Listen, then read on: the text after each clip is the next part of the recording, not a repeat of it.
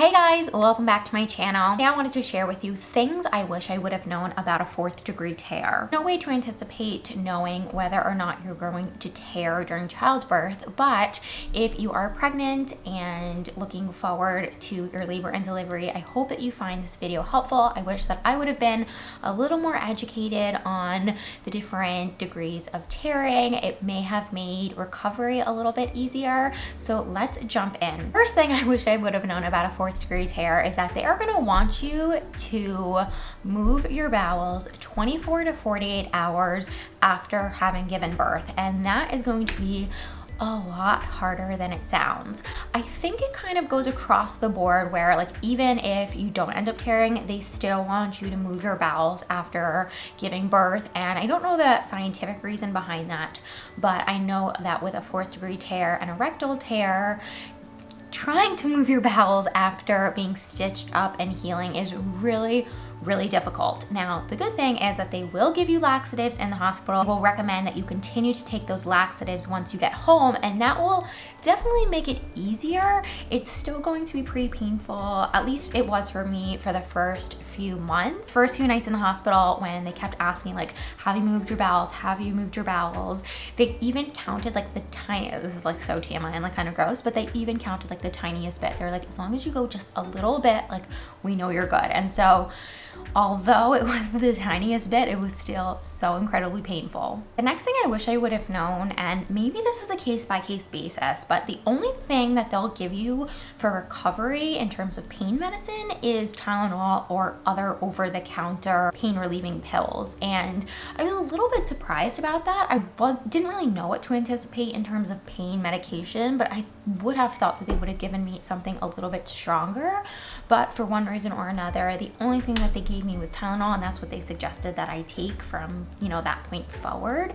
And so that's just something to keep in mind. Make sure that you have a lot of Tylenol or whatever your doctor recommends you take, because I didn't realize like how much I was really going to need it and how much it was actually going to help. The next thing I wish I would have known is that it's a really difficult recovery, and a lot more difficult than I would have anticipated. I knew that episiotomy recoveries were really hard, and that was one major reason why I really didn't want one.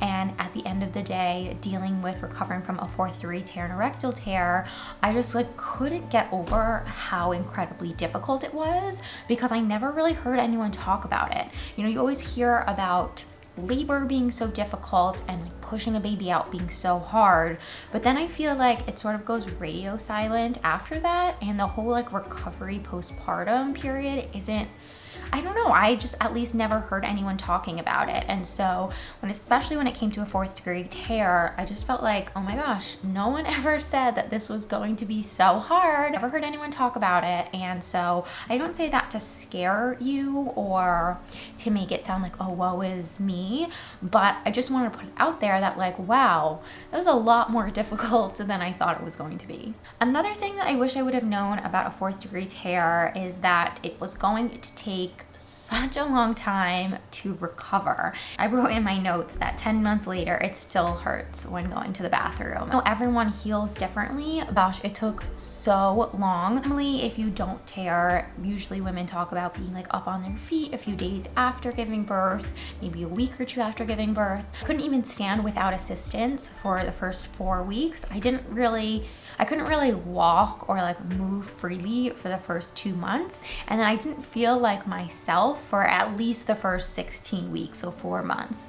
But in my notes, it says 10 months, it still hurt when passing stool. And even now, 19 months out, there's still I can still tell that I went through something traumatic down there, if that makes sense. It doesn't hurt when I'm having sex. It doesn't hurt anymore when I'm going to the bathroom, but I can still, I don't know if it's if there's still a little bit of scar tissue in there. I've been to my OB and she said everything looked really great and everything healed really well, but there's still maybe even cell memory. There's still something down there where I'm ooh, and maybe it's just my memory and projecting down there. And just like remembering how traumatic it was, but like there's still something that doesn't feel like 100%. The last thing I wish I would have known about a 4th degree tear can pretty well apply to any sort of birthing experience, but it's that I wish I would have known that this was going to stay with me forever, and that this wasn't going to be something that after like 4 weeks I would just be able to like forget ever happened. And I say that it can apply to all birthing experiences because I think that there is something that obviously changes about your body. Have a new baby, your world's been completely turned upside down, but there's a little talk about how your body and how like your soul are never the same, and how interesting that transition is. It's just really interesting to think about because I anticipated life changing forever with my son and becoming a mother, but I never anticipated, on top of having to take care of my son and assume the role of mom, that I was going to have to really take care of myself, and that my recovery process was going to be so intertwined with taking care of him.